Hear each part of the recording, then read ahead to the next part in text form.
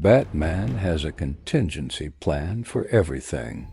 For the Joker's madness, for Bane's strength, even for Superman's godlike power. But tonight, the Dark Knight is not the hunter. He is the prey, locked in a warehouse with a biological nightmare that laughs at his gadgets and absorbs his blows. Batman is about to learn that some shadows don't just hide criminals. They eat them. The rain in Gotham doesn't wash things clean. It just makes the grime slicker. I crouch on the gargoyle of the Wayne Enterprises tower, the Kevlar weave cape heavy with water, pulling at my shoulders like a second gravity. My cowl's HUD cycles through the electromagnetic spectrum thermal, night vision, sonar. Nothing, just the cold gray wash of the Narrows below. But the silence is wrong. Usually, at 3 a.m., the Narrows breathes. The distant wail of sirens, the shatter of glass, the low-frequency hum of the subways. Tonight, the city is holding its breath. Heart rate, 52 BPM. Steady, but my instincts are screaming. I tap the comms link. Oracle. Scan Sector 4. I'm getting signal interference. Static hisses back, but it's not electronic. It sounds organic, wet. I drop from the perch. The grapnel gun engages with a pneumatic thwump, the monofilament wire singing as it catches the wind.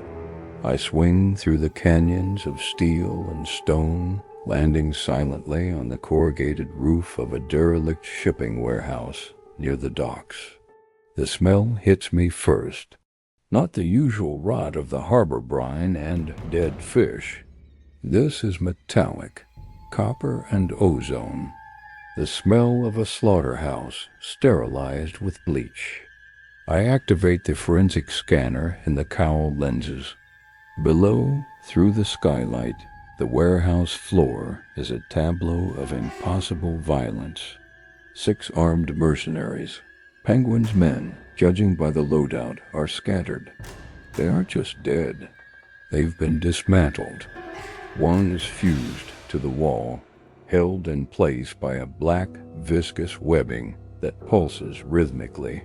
Another is missing his upper torso entirely, the edges of the wound cauterized not by heat, but by some form of acidic corrosion. I drop through the skylight, cape flaring to slow my descent. My boots hit the concrete. No sound. I approach the man on the wall. The black webbing isn't fabric, it's moving.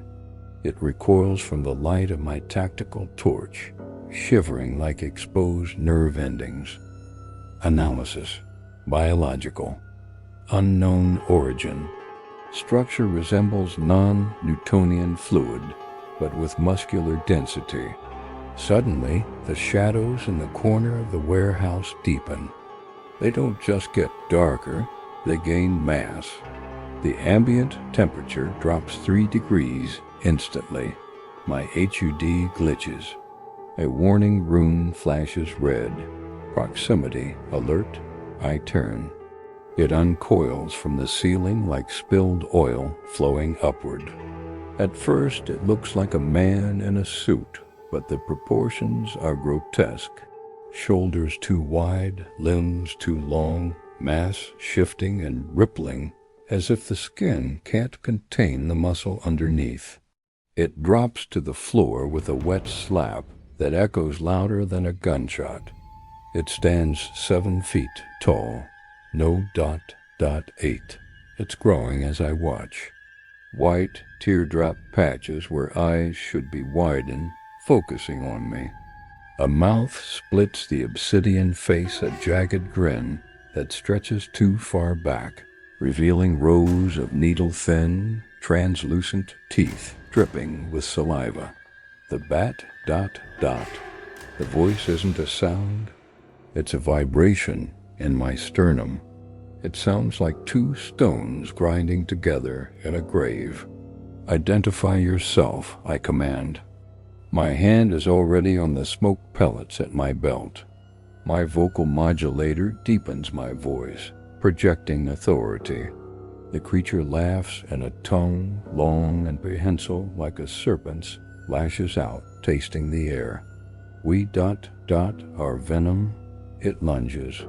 The speed is mathematically impossible for that mass.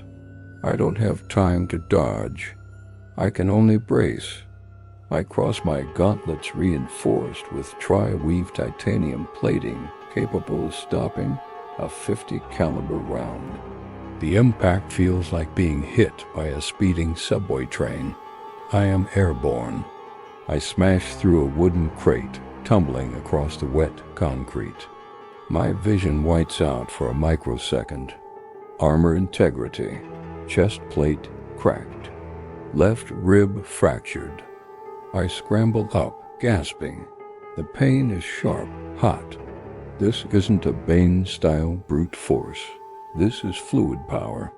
The creature is already on me again. I throw 3 batarangs. They sink into its chest and vanish. The black goo simply absorbs the metal, swallowing it whole. It doesn't bleed. It doesn't flinch. A massive, shape-shifting hand grabs my throat. I'm lifted off the ground like a ragdoll. The grip is crushing the carbon fiber gorget of my suit. I can't breathe. You taste ... double quotes. The creature sniffs me, the tongue sliding over my cowl. ... conflict. Pain. Delicious. I activate the shock gauntlets. 50,000 volts discharge directly into its grip. The creature screeches a high-pitched, unholy sound. It drops me. The electricity disrupted its cohesion momentarily, the black sludge bubbling and boiling. Weakness noted. Energy disruption.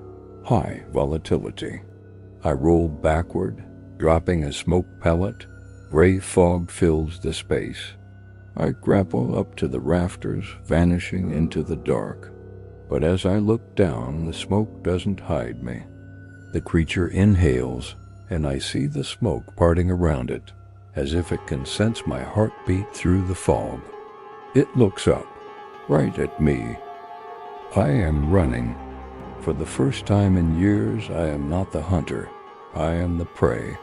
I vault across the rooftops of the Bowery, pushing the grapple gun to its mechanical limit. Behind me, the sound of wet tearing follows.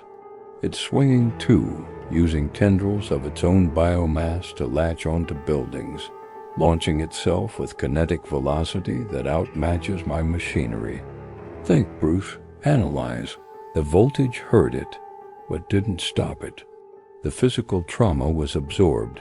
It's a symbiotic organism. It requires a host. If I separate them, a roar tears through the night, shattering the windows of a nearby tenement. I land on the roof of the Gotham bell tower. The rain is torrential now, a curtain of water. I need a localized, high-intensity weapon. I check my utility belt inventory. Flashbangs, sonic disruptor, prototype, napalm gel. The sonic disruptor. It was designed to incapacitate large crowds or shatter reinforced glass. It hasn't been field tested at max output. A black tendril wraps around my ankle. I'm yanked down hard. My faceplate smashes against the gargoyle. I ignite the afterburners on my boots, burning the tendril. The creature recoils, hissing. It lands on the terrifyingly narrow ledge opposite me. We are 20 stories up. Lightning flashes, illuminating the sheer horror of its form, the way the suit ripples, forming spikes and blades at will. No more running, little bat, it growls. We will peel that shell off and eat the meat inside. It leaps. I dodge, rolling under its strike, and plant a line of explosive gel on the roof surface. As it lands, I detonate. Boom. The explosion blows a hole in the roof. The fire engulfs the creature. It screams a sound of genuine agony this time. Fire. It hates fire. Weakness confirmed. Extreme heat.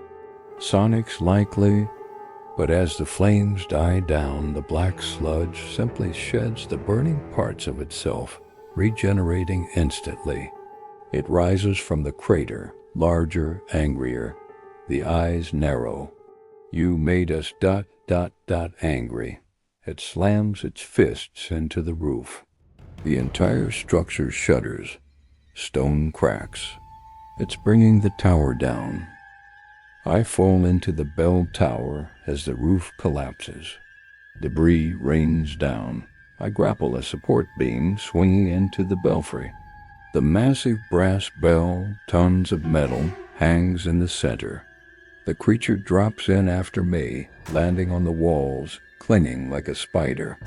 Nowhere left. It hisses. I stand beneath the bell. I'm cornered. My cape is torn, my armor compromised. I'm bleeding internally. I can feel the warm trickle in my lung. You're right, I say, my voice gravel. Nowhere left to run. I pull the sonic disruptor from my belt. It looks like a modified pistol with a dish emitter. The creature lunges, maw open wide, to bite my head off. I don't aim at the creature. I aim at the bell. I fire. The disruptor hits the brass at point-blank range. Goo-oo-oo. The sound isn't just noise. It's a physical wave, amplified by the confined space and the specific frequency of the disruptor. The bell resonates with earth-shattering intensity. The effect on the creature is catastrophic. The black substance loses all cohesion. It violently spasms, lashing out in every direction. The monster falls from the wall, thrashing on the floor, clutching its head. The skin begins to boil and peel back. Sealants, make IT stop? I don't stop. I crank the disruptor to overdrive and fire again at the bell. Goo-oo-nun. The symbiote separates. For a brief second, I see the host underneath a muscular man with blonde hair, eyes rolling back in his head, screaming in terror as the alien parasite tries to tear itself away from him to escape the sonic agony. Get off me, the man screams. The black sludge is panicking, forming a puddle, trying to slither into the cracks of the floorboards.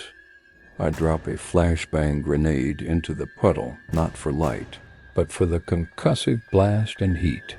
Bang! The symbiote screeches one last time, a high-frequency wail that cracks the lenses of my cowl.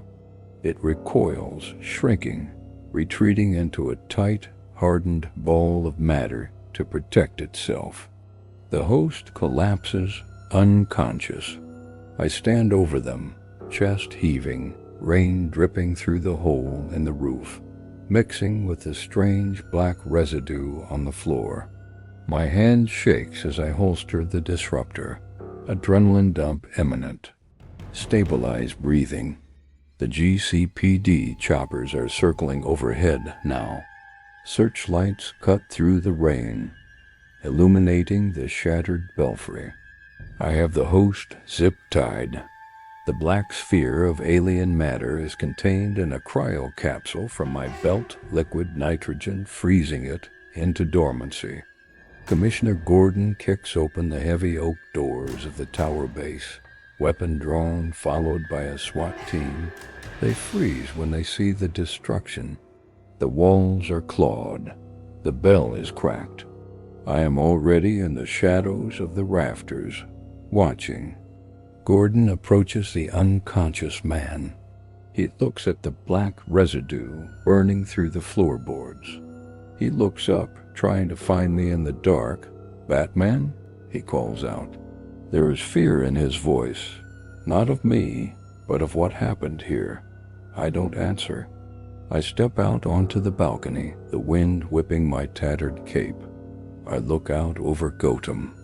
The city looks the same, dark, wet, hopeless. But the equation has changed. Joker, Two-Face, Penguin, they are human madness, predictable. This was something else, something ancient and hungry, and it's not the only one out there. I can feel it in the cold air. The stars look different, tonight less like lights and more like watching eyes. I check the cryo capsule. The black sludge inside shifts sluggishly against the glass. It's still alive, it's waiting. I leap from the ledge, diving into the darkness. Tonight I survived, but the nightmare has just arrived.